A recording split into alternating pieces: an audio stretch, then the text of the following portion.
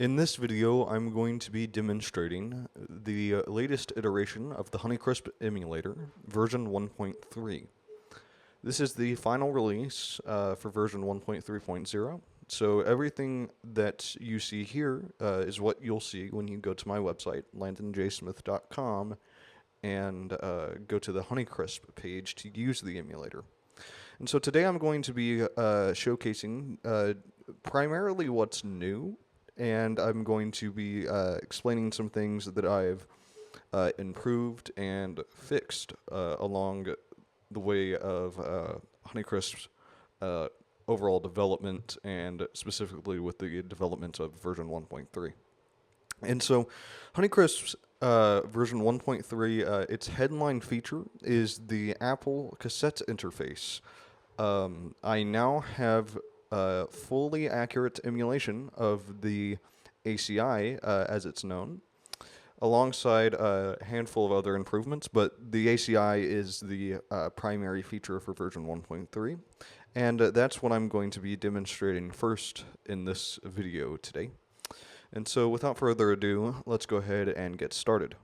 Near the bottom of the screen, you'll see this new user interface element titled Tape File Loader. This acts as a virtual cassette recorder, which allows you to load and save audio cassette files to and from HoneyCrisp.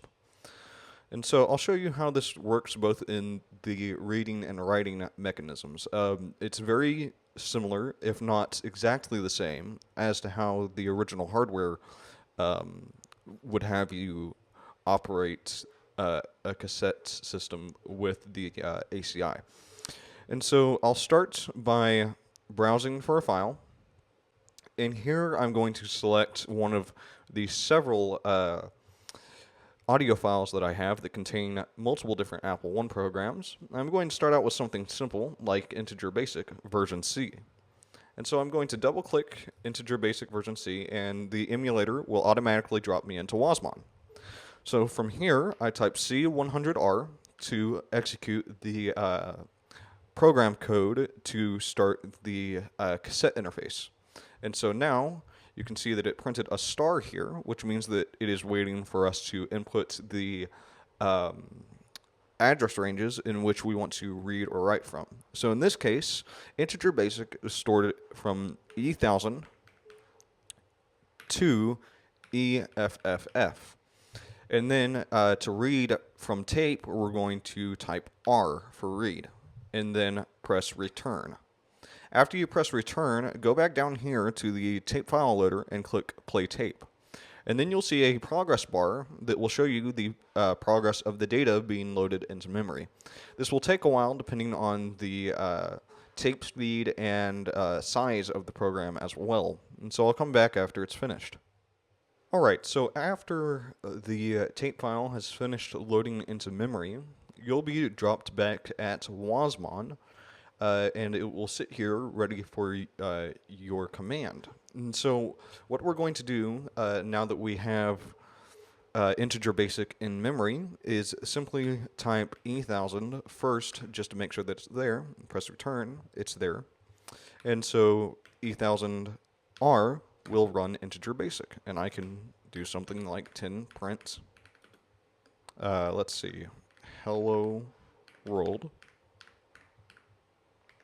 and then I can execute that code, and there we go. Of course it's going to say no end error because I forgot to add an end to the program. So of course, as Integer Basic functions with an end, it will not error out.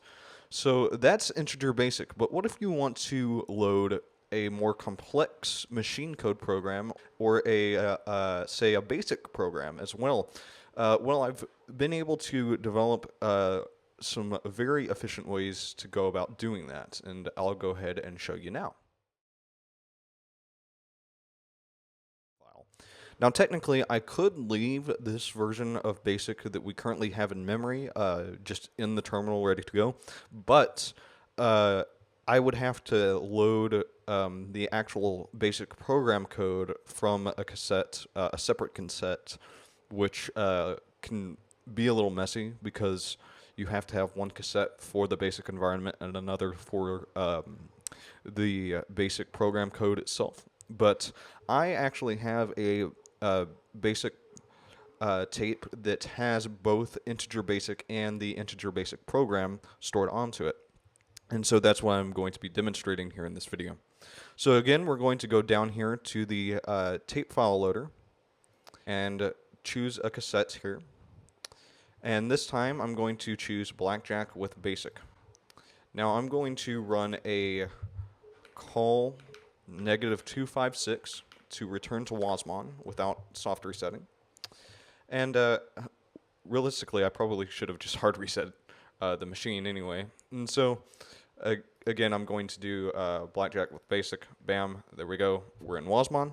And so from here, as we did before with the integer basic program tape, we're just going to do C100R. And here we are in the cassette interface monitor. Now, this command that you have to type to get all of the program code for both basic and the basic program to get put in the correct spots in memory, it's rather lengthy, but I will type out the entire thing for you guys here, just so you can see exactly how this works. So the ACI does allow for a user to type up to 8 different ranges to store data into, and that is especially helpful with larger cassette programs. And so I'll show you how that works here. And so again, we're going to do basic first, so E1000 through EFFR. And then we're going to do the basic program code, which is stored within the basic environment, which has very specific memory locations that it stores data into. And so to store the basic program code, we're going to go 004a.00ff.r, and then we're going to go 0800.0ffffr. And as you can see, that's obviously being stored within the 0 page of the emulated memory. And so we're going to hit return again, and play tape will be highlighted over here. And now we're going to play the tape. Since this is a larger tape, it will take longer for this to actually load. And like I said, it all depends on the tape speed and the size of the program as well. The bigger the program, the larger, or the longer the tape will be. And so I'll come back after it's finished. Okay, so now that the tape has finished loading, it has dropped us back into Wasmon. And technically, there are 2 different ways to get into BASIC. One being through E1000R, which will wipe the contents, the memory contents that hold the BASIC program that you were currently working on. But there is a soft entry point for BASIC, which allows you to go back into BASIC without wiping the program contents, and this is exactly what you would do if you loaded a BASIC program from a cassette. And this soft entry point is located at E2B3. And so we're going to launch BASIC from there, and it will print the memory contents of E2B3 and then drop us into the BASIC prompt here. And so if I was to list out the code, and I'll turn up the CPU execution speed so you can just see that all of the program code is there. As you can see, it is obviously here and ready to be used. And so I'm just going to go ahead and... Oh, it actually stopped before I could reach the break button, funny enough. So now, since we're back at the BASIC prompt, I'm going to go ahead and type run. And when I type run, it will type welcome to 21, your name. And so as you can see, the program is clearly running as it should, and it's running obviously very well. And so I'm going to type Landon for my name, and then it's going to ask me for a bet, and so I'll say $700.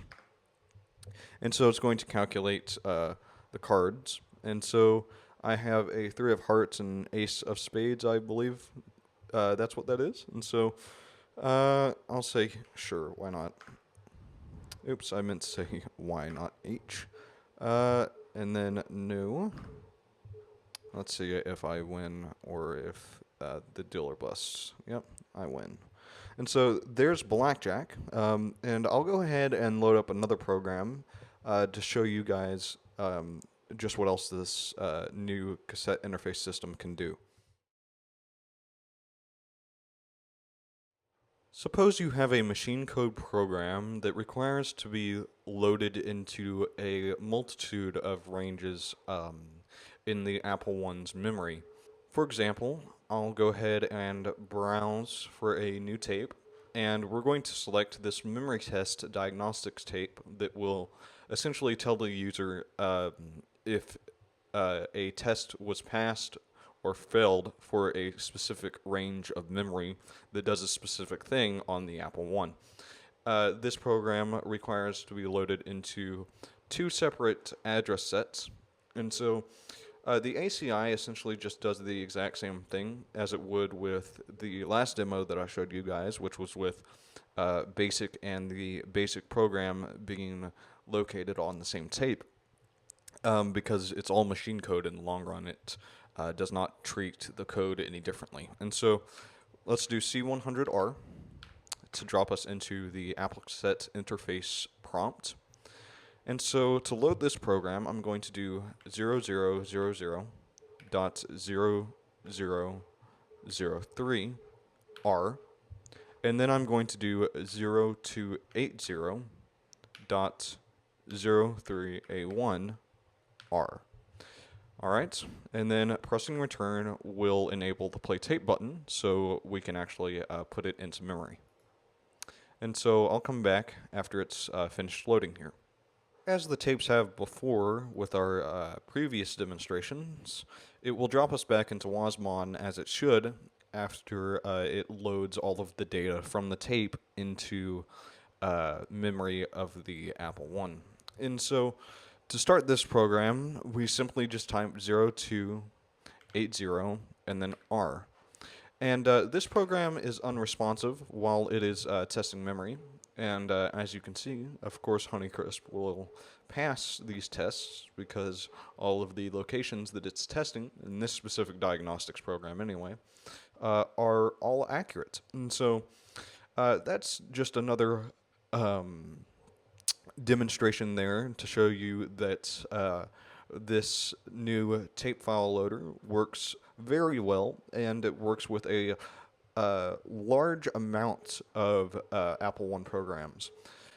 Just as an example, every Apple I program that you see here in this folder, all of these files have been successfully tested with HoneyCrisp, and every single one of them works. I'm sure that there are more that I'm missing that work even better. But as of now, I've tested at least 35 different programs. And that's just about that. Version 1.3 also includes some new stuff for the program library, which I'll go into real quickly before we end the video. So the stuff pertaining to the program library has to do with basic program loading directly from the program library. In the past iterations of HoneyCrisp, basic program loading from the program library that's included with HoneyCrisp has been slower. It takes a while to load basic programs, or at least it did until this update. Because instead of doing what HoneyCrisp originally did when you clicked on a basic program to load it into memory and load it into the basic environment with all of the program code for the basic program scrolling past the screen, instead it now crams it all into memory automatically and temporarily silences the output and then types run, which in a nutshell, it essentially insta-loads the programs now.